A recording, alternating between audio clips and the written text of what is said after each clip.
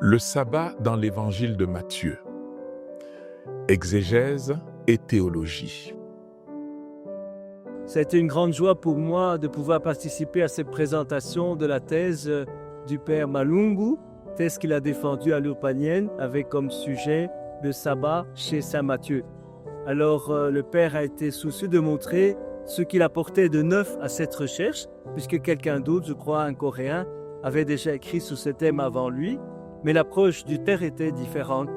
Et je crois qu'il nous a montré qu'il avait une très bonne maîtrise de son sujet dans les réponses qu'il a données à chacun. Et pour l'université Don Bosco, je crois que c'est une grande fierté, une grande joie d'avoir encore un de nos permanents qui accède au doctorat, et avec l'espoir évidemment qu'il puisse aussi progresser dans sa carrière universitaire et devenir un jour professeur associé, le professeur ordinaire pour nos parts. De sa présentation, je comprends que le sabbat, au fond, ce n'est pas une loi, ce n'est pas une corvée qu'on doit vivre, c'est plutôt quelque chose que nous devons vivre avec passion, avec amour, simplement parce que le sabbat nous demande de faire encore plus de bien, je me dis, que d'habitude.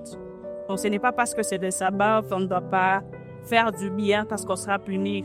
Et moi, à un certain moment, j'ai compris qu'il faut éviter d'être extrémiste parce que quand on vit à l'extrême, on va chercher à respecter la loi qu'à vivre une vie en Christ, une vie d'amour comme le Christ nous le demande. J'ai quand même été encouragée en tant que chercheur parce que, vu le volume du travail qu'il a fait, je me dis qu'on peut tous y arriver. Je suis fier d'avoir accompagné le père Lambert dans la présentation de sa thèse, le sabbat dans l'évangile de Matthieu.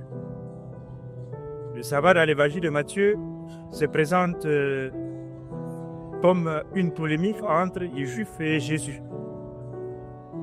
Et le travail qu'il a fait montre le sérieux, le courage, la force, et même la persévérance. C'est la théologie du sabbat qui se dégage de la thèse dans sa structuration sur 6 chapitres où l'auteur, la thèse, a essayé d'analyser le texte de Matthieu, parce que le titre même en dit long. Donc, le sabbat dans l'évangile de Matthieu, exégèse et théologie. Et donc, comme le titre, le sous-titre l'indique, l'auteur a divisé en deux sa perspective. D'abord, l'exégèse du texte, qu'il a essayé de faire à partir de la méthode historico-critique, a dit que le sabbat existe dans la tradition juive et Jésus l'a trouvé.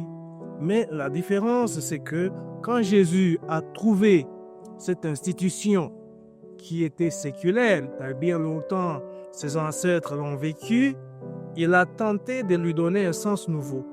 Et c'est justement ce sens nouveau-là qui nous intéresse dans cette thèse. Et ce sens nouveau, c'est de ne pas voir le sabbat comme une institution tout simplement légaliste qui exige une rigueur d'observation tout simplement à caractère rituel et qui se figerait tout simplement à vérifier de façon rigoureuse qu'il observe et qu'il n'observe pas. Et alors Jésus vient corriger, parce que lui-même a dit « Je n'abolis pas, ça demeure comme tel, c'est une décision des ancêtres, mais il faut donner le vrai sens du sabbat. » Aujourd'hui, je viens de présenter ma thèse doctorale que j'ai exposée déjà à Rome le 13 février 2025. La question qui m'a posée tout à l'heure est celle de savoir quelle est l'actualité de ma thématique du point de vue pastoral.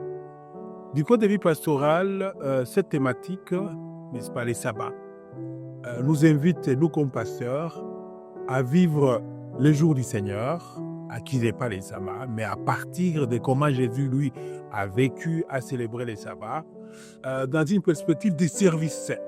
C'est-à-dire que ne nous limitons pas seulement à la célébration liturgique, rituelle, mais allons plus loin. Allons au service, à écouter le peuple de Dieu. Jésus, le jour des sabbats, écoute les malades, il les soigne, n'est-ce pas? Il leur donne ce dont ils ont besoin.